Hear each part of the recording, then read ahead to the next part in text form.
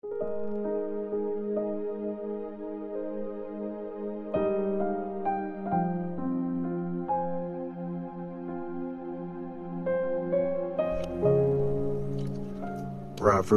chapter 19. Mabubuhay ng matagal ang may takot kay Lord. Mas mabuti pa yung mahirap na namumuhay ng tapat kaysa sa taong bobo na nga, sinungaling pa. Kung may gusto kang gawin pero wala ka namang alam, wala rin yun pakinabang. At pag masyadong nagmamadali, siguradong magkakamali. Napapahamak ang tao sa sarili niyang kabubuhan. Tapos, si Lord ang sinisisi niya. Maraming kaibigan ang taong mayaman, pero ang mahirap, iniiwan ng kaibigan.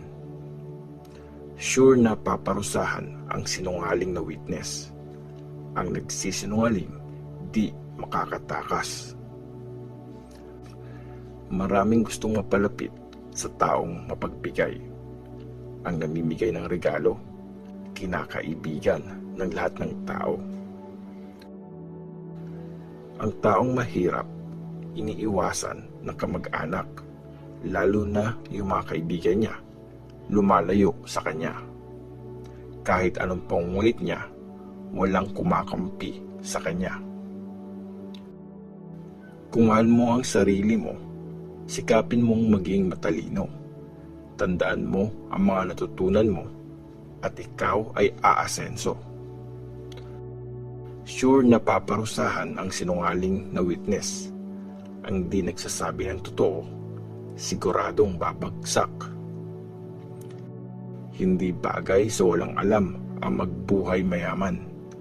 Ganon din ang alipin, hindi pwedeng mamuno sa mga leader ng bayan. Kung marunong ka, di ka mabilis magalit. Hinahangaan ang tao nagpapalampas ng mali. Pag galit ang hari, para siyang nagro-roar na layon. Pero pag natutuwa siya, para siyang ulan sa halaman. Sobrang pasakit sa magulang ang anak na di nag-iisip. Nakakainis ang asawang puro angal, parang patak ng ulan na di tumitigil. Bahay at kayamanan namamana sa magulang, pero ang marunong na asawa, si Lord ay nagbibigay. Sige, sa katamaran mo, matulog ka ng mahimbing, siguradong gutom ang iyong aabutin. Sundin mo ang batas ng Diyos, mabubuhay ka ng matagal. Baliwalain mo ang salita, mamamatay ka.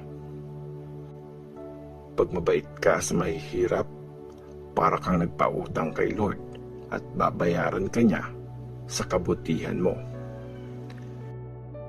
Disiplinahin mo ang anak mo habang pwede pa silang matuto. Kung hindi, masisira ang buhay niya. Hayaan mong pagbayaran ng tao ang init ng ulo niya. Kasi pag tinulungan mo siya ngayon, next time, gagawin mo ulit yun. Makinig ka sa payo at sundin mo ang tinuturo sa iyo para maging marunong ka sa future. Maraming pinaplano ang tao, pero yung gusto ni Lord ang mangyayari. Pagiging tapat ang hinahanap sa isang tao. Mas mabuti pang maging mahirap kesa sinungaling. Ang may takot kay Lord, mabubuhay ng matagal, kontento sa buhay at ligtas sa pahamak. May taong sobrang tamad, isusubo na lang ang pagkain, ayaw pang gawin. Parusahan mo ang mayabang at matututo pati ang walang alam. Pagsabihan mo ang matalino, madadagdagan pa ang alam niya. Ang anak na nananakit sa tatay niya at nagpapalaya sa nanay niya, kahihiyan ang dala. Nakakahiya siya talaga. Anak ko, pag di ka nakinig sa tinuturo sa iyo, malalayo ka sa karunungan. Ang sinungaling na witness, walang galang sa hustisya. Sa paggawa ng mali, tuwang-tuwa ang masama. Ready na ang parusa sa mga nanlalait at hahampasin sa likod ang mga hindi nag-iisip.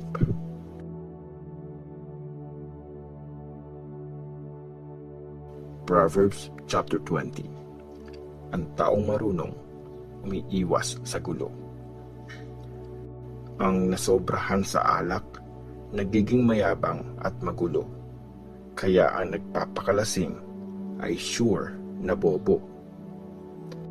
Nakakatakot magalit ang hari, parang nag-roar na layon. Para kang nagpakamatay pag ginalit mo siya. Irirespeto ang taong umiiwas sa gulo. Pero lahat ng bobo, laging away ang gusto. Ang tamad na ayaw magbungkal sa time ng pagtatanim, sa panahon ng harvest, wala siyang aanihin. Ang iniisip ng tao ay malalim na parang tubig sa balon.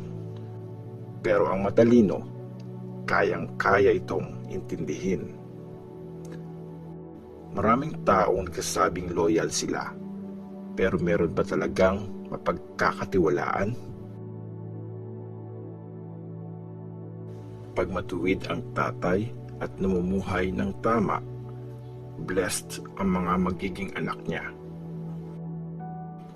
Umuupo ang hari para mag-judge at tinitingnan niyang mabuti kung anong tama o mali. May makakapagsabi bang malinis ang konsensya ko at wala akong kasalanan? Sa madadayang sukatan at timbangan, galit na galit si Lord sa mga yan. Kahit ang bata, nakikilala sa mga ginagawa niya, kung honest siya at gumagawa ng tama. Binigyan tayo ni Lord ng mata para makakita, at para makarinig, binigyan niya tayo ng tenga. Huwag kang tulog ng tulog para di ka maging mahirap. Pumangon ka at magtrabaho para sapat lagi ang pagkain mo. Ang customer, panay angal sa mahal na presyo. Pagtalikod naman, pinagyayabang niyang nakatawad siya.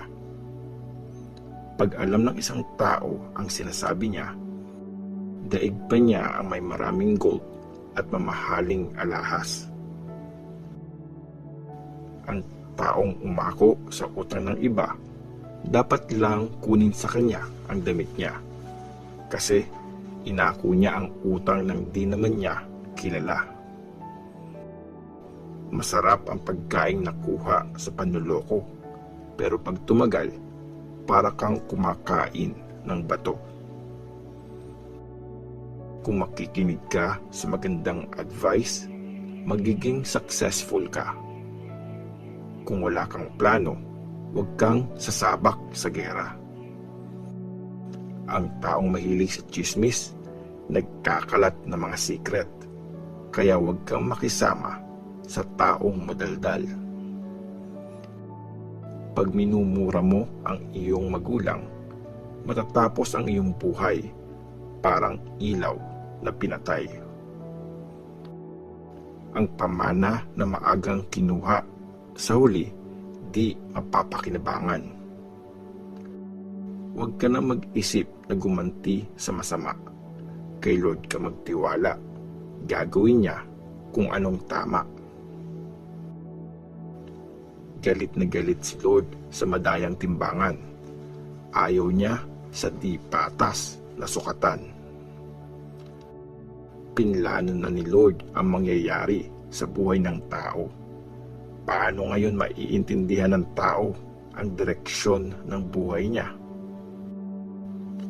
Mag-isip kang mabuti bago ka mag-promise ng offering sa Lord. Kasi baka pagsisihan mo yon sa huli. Nalalaman ng matalinong hari kung sinong masama at paparusahan niya sila ng walang awa.